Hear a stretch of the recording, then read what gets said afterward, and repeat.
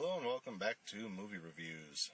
So, third movie of the evening, something a little outside of my normal realm of watching, but it was 3 hours to kill until the next movie started, so what the hell, I'll go watch something. So I just got out of seeing If I Stay. Again, not normally something I would watch. So I was like one of three guys in the entire theater. It was mostly girls, mostly teenage girls, a few older women. There was one lady that was sat a couple seats away from me, and older lady, mother, she was there with her teenage daughters, and me and her kind of laughed at all the parent moments, which is weird. I guess it's just part of being older and understanding, where her kids were laughing more at the teenage moments, which were still funny in their own right, but they appeal to a teenager, where the other moments were to appeal to the parents of children. So me and her kind of laughed at the same things. Yeah. I guess, the kids didn't laugh because they don't get it yet. When they get older, they will. Like I said, overall, not a movie I would normally go to see. Kind of a chick flick. But, I like some chick flicks. This one seemed interesting. Mostly because it's based around people's love of music, which I have a love of music, even though I don't have any music reviews up on the site yet, even though I planned on doing some. But, yeah. So, it starts out, this girl's kind of born into this family of rock stars. Her dad was a drummer in a semi-popular local band who was starting to get big. Her mom was like a groupie, kind of 80s chick, she calls her a riot chick, so yeah, I kind of get where that's coming from. Punk rock scene type of chick. So then, they have her, and the parents are like cool with the fact that she's into music as much as they are when she's a kid, but then they kind of like don't understand when she goes more to classical music, because she finds love for this cello that they have in the school. And at first they're like, classical, really? It's like she always feels that they were kind of disappointed that she didn't follow in the rock or punk type of thing like they did. Where her little brother, who's born later, he is into it. He's kind of into the same music as dad is. The dad and the son have cute little conversations about like Alice Cooper and like Iggy Pop and things like that. So they have cute little moments there. So she kind of feels like she's always been like this disappointment to her parents. So then, they go. Well, I shouldn't say she feels that she's a disappointment. She just feels like they wanted something different from her, like for her to be more like her brother, but they still love the fact that she's into music. So it kind of jumps back and forth between, if you've seen the preview, they get into a car accident. She's in a coma, and it's basically her like observing everything that's going on around her and trying to decide if she should fight and stay or give up and leave. And as the days go by, it's getting harder and harder for her to find reasons to stay. So it keeps flashing between current time, where she's in the coma, and her memories of how she got to where she was. So, it goes back to her childhood when she was, coming up as a kid. And, like, it's real clear off the early part of the movie that her dad understood her love of music, because he kind of saw it in himself. But at the same time, he understood that her love was something far beyond what his ever was. He was a drummer in a band, and, he even kind of said, I just play to, for the recognition, for the popularity, to get the chicks, whatever. And because she was playing her cello up until like 4 a.m. or something, so he's just sitting outside of her door in the hallway listening. And the mom comes up and she's like, "Did you want me to tell her to stop?" And he's like, "No." He's like, I play for the recognition. She doesn't play for any of that. She just plays just to play because she loves it. So he's kind of like understanding of where she is, even though it's not his type of music. Which you get a tie back in later with the grandfather, where he's like, I never really understood your dad's type of music when he played, but I was always supportive of him. Maybe I didn't tell him that enough, but I was, as he's talking to her while she's in a coma. So the dad gets her. And basically, over the course of everything, is just her finally realizing that all of her family got her, where she didn't think that she did, where she thought she was an outcast. And then, obviously, she meets a boy who's kind of like her dad. He plays guitar in a band, and, it's a punk rock type of band. So, it's really not her scene, but she likes him, he likes her. And it turns out they start getting bigger and bigger and bigger as this local act, and eventually they get signed and start touring, which obviously causes a strain on their relationship because he's gone all the time.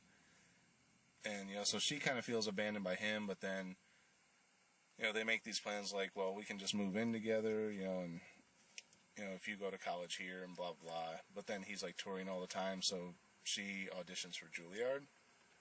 And when she tells him, hey, I got an audition with Juilliard, he kind of gets offensive, like, well, why'd you wait till now to tell me, you're leaving me like everyone else does?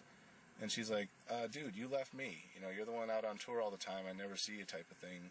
But she doesn't want to split up with him. She's just like, we can both still follow our dreams and still be together, and he doesn't think that it'll work. So it's like this big cause of stress between them, which eventually leads to them breaking up, even though they still love each other. He doesn't feel that the long-distance relationship would work, so he kind of starts to be a prick, even though he says, I'm not going to be that guy, but then he turns out to be that guy.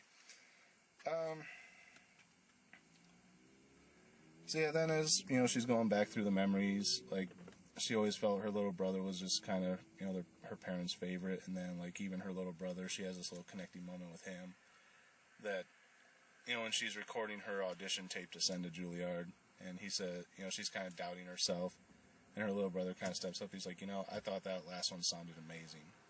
And she says, well, I feel I could have played it better. He said, then do it. And like, he's there for her, and he's like, let's do this, type of thing. So they have a little connecting moment there. Then it goes to the breakup of the boyfriend being a prick. And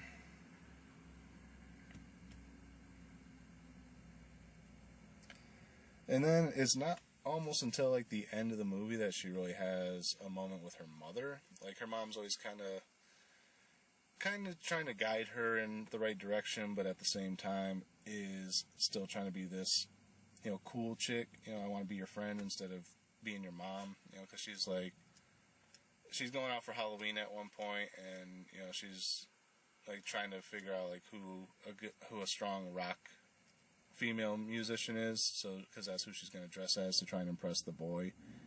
And her mom like names off a couple people, and she goes, well, what if he doesn't like it? She goes, then you put my clothes back in my closet and then go on with your life tomorrow, kind of that type of thing, which is a cute moment, a cute thing for a mother to say to a kid, put my clothes back in my closet and go on with your life. But at the same time, it's one of those friend moments. And it's not until they actually have the breakup that she has a real mother-daughter moment where you finally see, her mom was always trying to be the cool rocker chick, but her mom got her too, even though it didn't seem like she did. Her mom was kind of the last holdout, but her mom understood her too.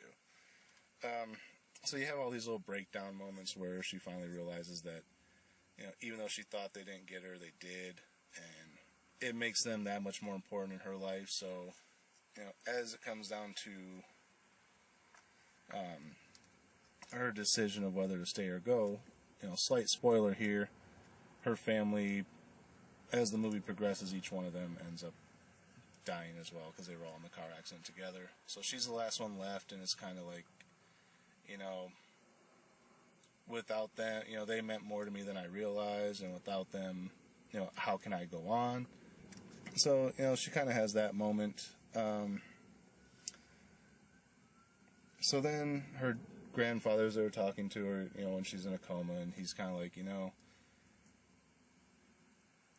I never really questioned your dad when he gave up his music, he just kind of came in one day and said he was done with it, and, I kind of asked him why, but not really, like, a strong why. Why are you giving up? Because I never understood his music, but I asked him why, and he said something like, life changes when you have kids, and, he's like, so, that's why he gave up his dream, and she's like, for her younger brother, because, she thought, again, even though she had these connecting moments with him in her memories earlier, she still thinks her brother was his favorite. And he's like, he gave everything up for you when you were born.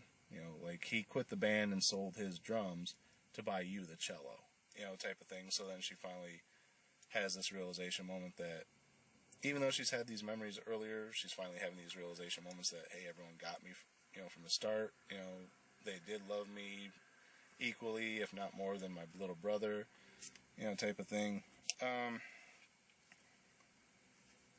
So throughout the whole time that she's in the hospital, she's in ICU, and her boyfriend's finally showing up and trying to get in to see her, and they won't let him in because only immediate family is allowed into the ICU. So he keeps, you know, like, fighting with security, like, you know, I need to get in to see her and whatnot. And then, like, a few minutes after he's finally kicked out of the building and he leaves, all of a sudden all the family and friends are allowed in. Like, it's not just immediate family. Like, the members of his band show up, her friend from school show up, and, like, other people that I'm not even really sure if they knew show up. Like, people from her dad's band show up. Like, all these people are just, like, in there, like, hanging out by her bed, you know, just kind of sitting with her, and he's nowhere to be found. So then, you know, she's finally deciding, you know, it's too hard to stay, I can't, you know, I have to go. You know, and her grandfather even has this little speech with her. He's like, I want you to stay, but knowing what you'd wake up to if you decide to leave, I understand. So, you know, it kind of becomes, she's going to go regardless. So as she's getting ready to walk through the light, she starts to hear cello music. So she stops and she goes, hold on, right? I'll come right after this number, or this piece, or whatever. So she goes back to her room and she sees her boyfriend sitting there. And he starts talking to her, and she's like, you know, don't, I've already made up my mind, you know, don't make this harder on me. And, like, throughout the course of the movie, it's kind of like this whole, how come you've never written a song for me type of thing.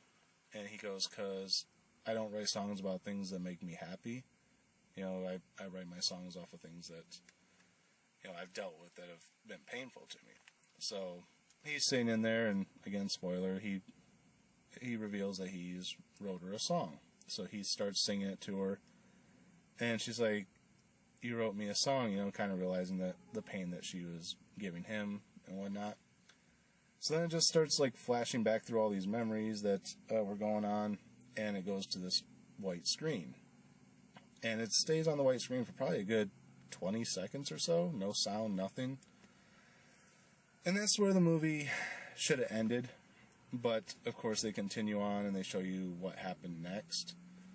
So, I'm not going to spoil it. I'm not going to say if she lived or died. But it does reveal which choice she made, where realistically I wish they would have just ended it at the white screen. And, because it goes to the white screen, then it comes back, something happens, and then it goes to the black screen and rolls credits. Honestly, I think it should have went right from the white screen, faded out into black, rolled credits, and you never knew whether she stayed or not. To me, that would have been the better ending, but they actually show, you know, what her choice finally was. Again, I'm not going to spoil it for you. It's a movie, figure it out. But yeah, so had it not done that, it probably would have been a much stronger ending, but overall the ending was still decent. Like I said, for a chick flick that I don't normally watch, it wasn't bad. I actually kind of liked it. Would I buy it or watch it again? I'd probably watch it again if it was on, like, cable some night when I'm flipping through channels, or if it was on, like, Netflix. I might consider watching it again if there's nothing else on to watch. As far as would I buy it, probably not, because it's not my type of thing. But as far as a star rating, now I'm going to try and rate this fairly based on the fact that it is a chick flick, so it's not my genre, you know, I'm not the demographic, and overall what it was as a film. So I'm going to give it a 3.5.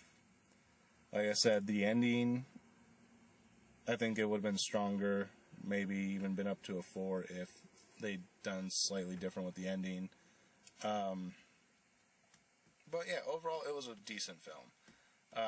If you're into chick flicks or tear jerkers or whatever you want to call them, check it out. It's definitely worth it. If you're a guy and you think you're too butch to watch something like that, don't watch it.